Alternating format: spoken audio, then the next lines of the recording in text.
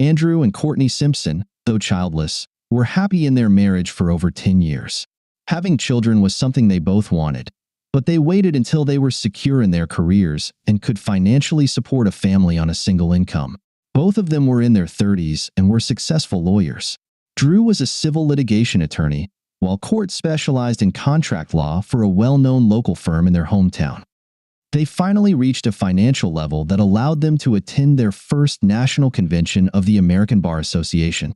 This was something they had both eagerly anticipated. During the long drive to the hotel headquarters, where they had booked a table for the event, their main conversation topic was about having a child. They both agreed that the time had come, but Court confessed that she was anxious about the prospect.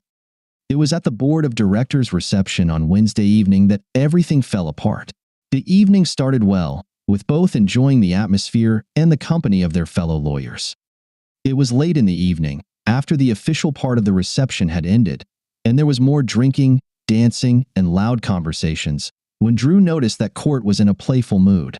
This was definitely not a bad thing, as it always led to a marathon sex session at the end of the night.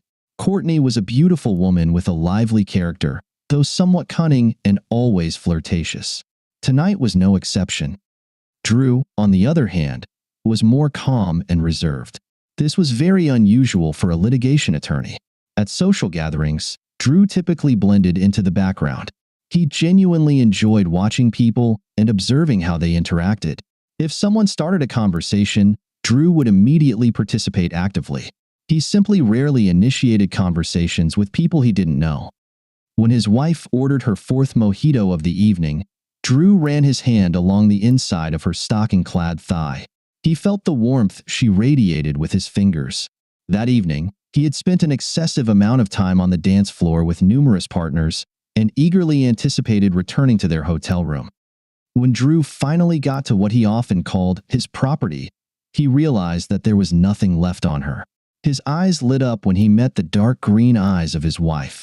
There was that smoky, sensual look in her eyes, and he was ready to take her right there in the club.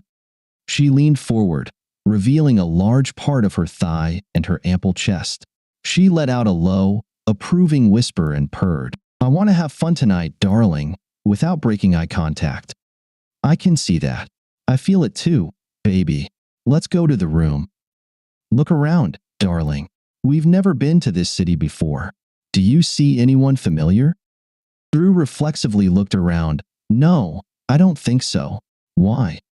"I want to have fun tonight," she said, with an unmistakable emphasis on I. He was stunned. He undoubtedly understood what she was implying. But, although deeply shocked and gravely hurt, as an experienced trial lawyer, he instinctively knew not to reveal his true emotions. Drew couldn't imagine where this was coming from. The only potential warning sign he could point to was his wife's reluctance to have a child. Yet she had just agreed to do exactly that. "I understand, but what about our relationship?" She ignored his question. Though not a trial lawyer, she knew how to interrogate witnesses and understood the importance of not letting the opponent distract her.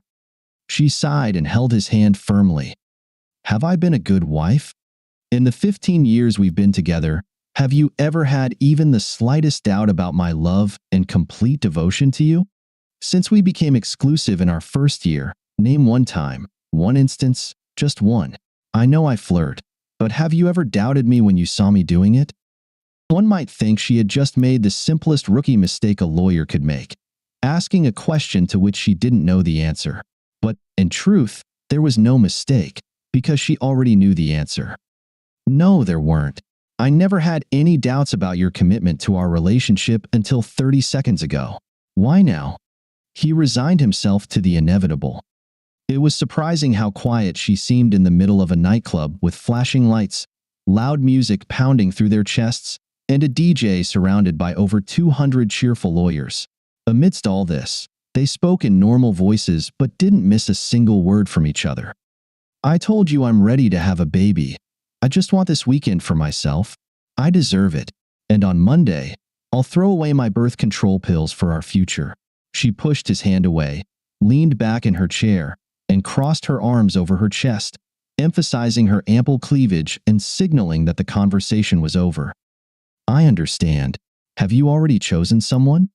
He, of course, already knew the answer to his question. Yes, she replied quietly but firmly. All right, one last question. What compensation are you willing to pay? What compensation? Don't play dumb with me. You're a contract lawyer. You know what compensation is. What are you offering for my consideration? What price are you willing to pay? Now he was close to losing control. He was stunned at how quickly his life was falling apart. Darling, the only price we're talking about here is your ego. I know that by doing this, I will hurt you, and I will spend the next 30 years making up for it. This has nothing to do with what we have. It's Wednesday evening, and we don't have to leave until Saturday morning. I'll return to our hotel room on Friday evening, and we can start working on having a baby. Everything will be fine. It was over. 15 years together, more than 10 years of marriage. The end of our family that will never be. No children's laughter, no birthday parties, no first days of school, graduations, brides, or grandchildren bouncing on our knees. She had just admitted to deliberately hurting her husband. Premeditated harm, if you will, and she didn't even flinch. For some reason, it didn't matter to her. All right, I'm going to bed. I don't know when I'll see you. He turned and walked away without looking back. He heard her calling after him, but he no longer cared what she had to say. Well, that went better than I expected, Courtney thought to herself smugly. What was that I don't know when I'll see you? She didn't think about it any longer and focused her attention on her target. She looked him in the eye and smiled seductively. She stood up and sidled over to him. She couldn't remember his name, but she remembered how he had pressed his aroused body against her thigh when they had recently danced some dirty dances. The incredible truth was that until that very moment when she felt this man against her leg, she had never considered being unfaithful to Drew. She suddenly made a decision that would break her life, something she simply couldn't fathom. Drew didn't know how he managed to get back to the room. He vaguely remembered someone asking if he was okay while he was in the elevator, but his head was spinning, and he was in mild shock from what had happened. Everything seemed so unreal. Just moments ago, he was fantasizing about the beautiful love he and Court would have, and the next minute, his marriage was over. He wasn't sure how long he sat on the edge of the bed, staring at the wall, but eventually, a plan formed. He knew what he had to do and forced himself to move forward. Home was only 3.5 hours away, but Drew knew he had a couple of days to get everything done.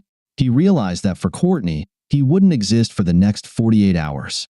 He had enough time to do what needed to be done.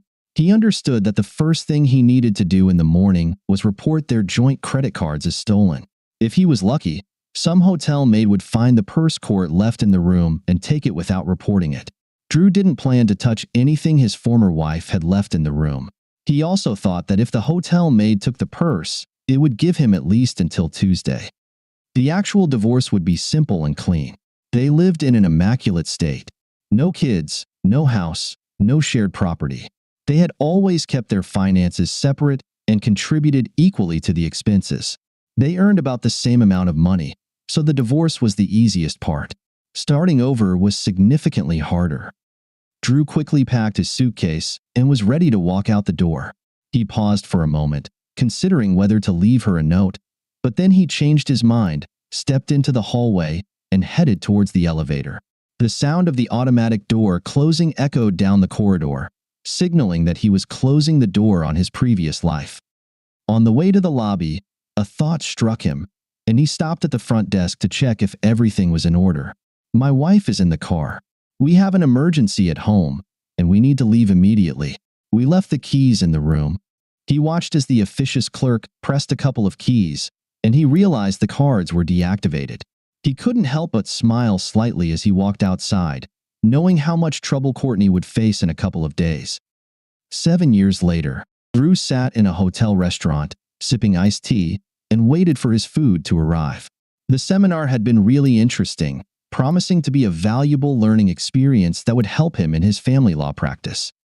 He noticed that the date on the newspaper someone had left on the worn vinyl seat was almost 7 years to the day since his final divorce. Wow, time flies. At first, he didn't realize he had said it out loud, and slightly embarrassed, he looked around to see if anyone had heard him. He hadn't thought about Courtney in a long time. Although his divorce was relatively simple, the experience made him realize how unfair the so-called no-fault system could be to the party that was wronged. Honestly, while the system existed because some people couldn't handle their own problems, behaving like children and trying to create chaos for the other party, it had to intervene and sort things out for them.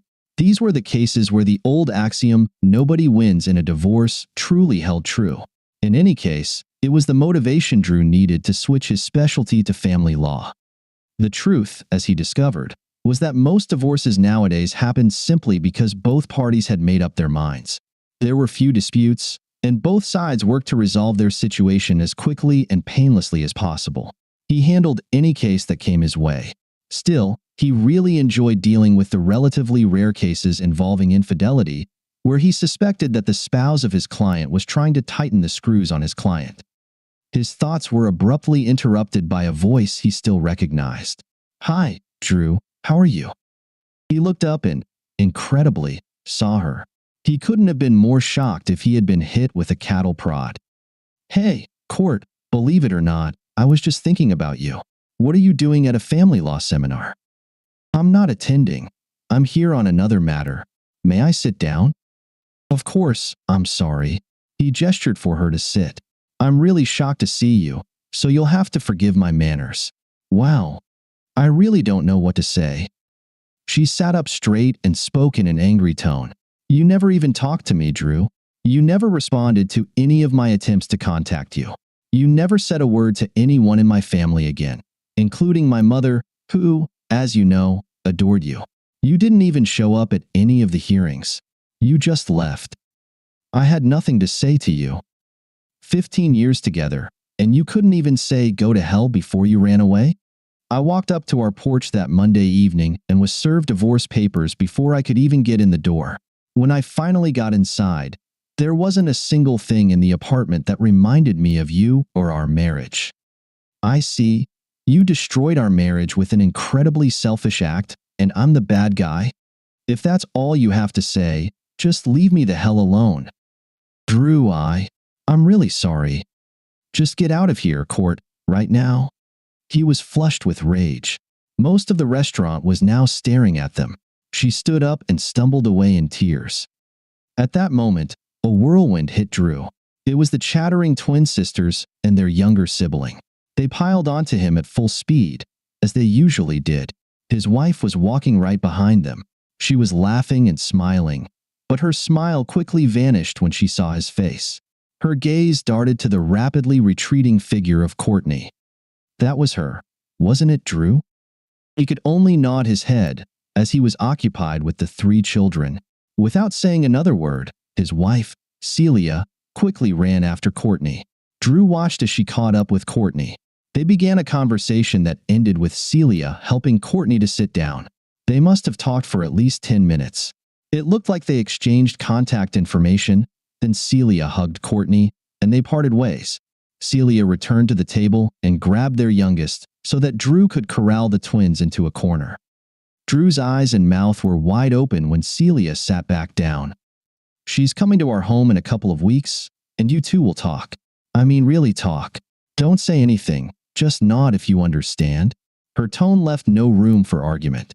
So, he just nodded and began fending off the 2 little monsters on his lap, who were now his life. Later that evening in their hotel room, after the 3 musketeers had fallen asleep, Celia looked at him and asked, "Is there anything you want to say or ask her?"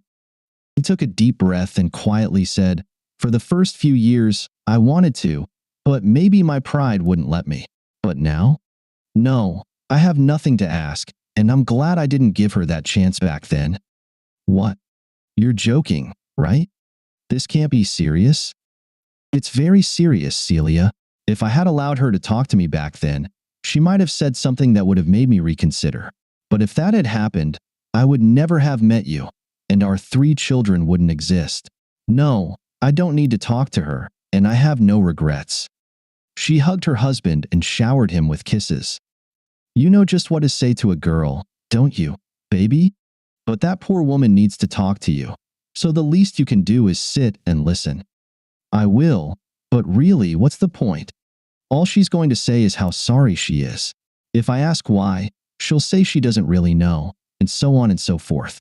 But I'll do it for you, and maybe it will help her find some peace. But why should I care? Drew, be sweet right now. Maybe I can't pinpoint it for you. But wouldn't you have liked to yell at her for a few minutes after seeing her? Maybe that's what will close the past for you too. Maybe you're right, but even excluding you and the girls from the equation, I realized before I met you that my life was better without her. The divorce made me reassess my life and what was important to me. Oh, sure. I went through the usual emotional turmoil that most people experience when a marriage fails. But that failure forced me to take a hard look at myself, something I would never have done if she hadn't acted so foolishly. Drew paused to think and catch his breath. They say that the greatest successes can come from our biggest failures, and I firmly believe that to be true in my case. I'm much happier practicing family law now than I ever was practicing civil law. Sometimes I feel like I'm truly helping people. I know I don't make as much money, don't drive a Beamer, and don't live in a lakefront condo. But I'm happier than I've ever been in my life. Now, what about her? Maybe you should ask her that question? What's the point, Celia? I have no regrets about where I am right now. He paused and then continued in a voice just above a whisper. Maybe it's not true. I do have one regret. I should have talked to her mother. She was really a sweet lady. I know she loved me, and I liked her. Since both of my parents have long passed away, she was like a surrogate mother to me, and I left without saying a word to her. Celia had nothing more to say. She had hoped that somehow meeting would be as good for Drew as it would be for Courtney, but now she had doubts. Was she imposing this on Drew, and would it only serve to dredge up a past he no longer cared about? But could she stop it? As it turned out, Celia didn't have to do anything. The meeting never happened. The night before Courtney was supposed to come to town, Celia's phone rang after midnight. At that time, she always dreaded answering phone calls, fearing bad news, but she reflexively answered. On the other end was a clearly upset woman. Celia? This is Angela Jones, Courtney's mother. I need to speak with Andrew. The ringing phone had woken Drew, and Celia handed him the receiver. It's for you. Andrew, it's Angela. Courtney took her own life yesterday afternoon. This statement was followed by the sobs of someone in indescribable pain. I'm so sorry, Mom. I don't know what to say. Oh God, this is my fault. Now Drew was crying too, but he had no words. Celia, who had heard everything, clung tightly to her husband and was now openly weeping, feeling that somehow she was partly to blame as well. Andrew, it's not your fault. She had many issues, and she brought them upon herself. After the divorce, there were many things about her you didn't know. She left a sealed letter for you. I hid it from the police. No one knows about it except you and me. What do you want me to do with it, Andrew? Just keep it for now and let me think about it. Can you do that? Of course. Andrew, I need you to be with me. Can you come? I'll be there as soon as I can, Mom. I'm going to bring my whole family. I want you to meet them. I know you'll love them. I'll call you back tomorrow, and we'll make a plan. Is someone with you right now? You shouldn't be alone. Yes, my friend Joyce is staying with me. I can't wait to meet your family. I'll talk to you tomorrow, and the call ended. Courtney's memorial service was held 7 days later on a cold but clear autumn day, and as promised, Drew and his family were there. Only a few people attended the service. Despite being a very competent lawyer, Courtney had no real friends. She was cremated, and her ashes were to be scattered in the park that she and Drew often visited when they were dating. Angela said it was the happiest time of Courtney's life. The loss of her daughter by her own hand was an almost unbearable burden for Angela. However, she quickly grew to love Celia and especially the three girls. By the end of the week, the girls were calling her Grammy Angie. Angela told Drew what had happened to Courtney's life after he left. He was shocked by the revelations of risky behavior, substance abuse, and mental health issues that followed the divorce. She even explained why Courtney was in the same hotel as Drew.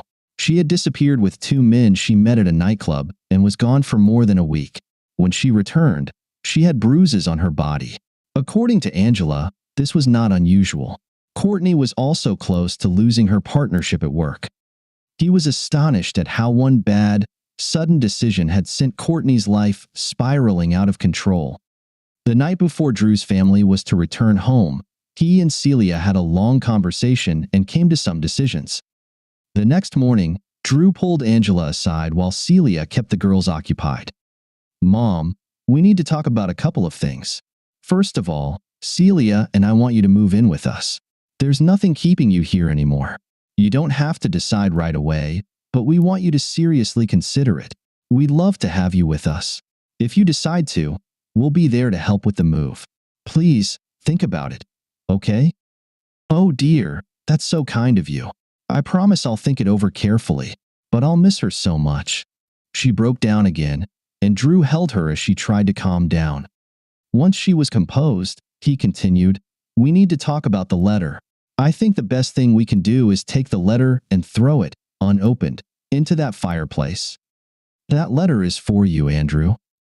I know, but I'm never going to read it. If you give it to me, I'll burn it. However, I want to give you the chance to keep it.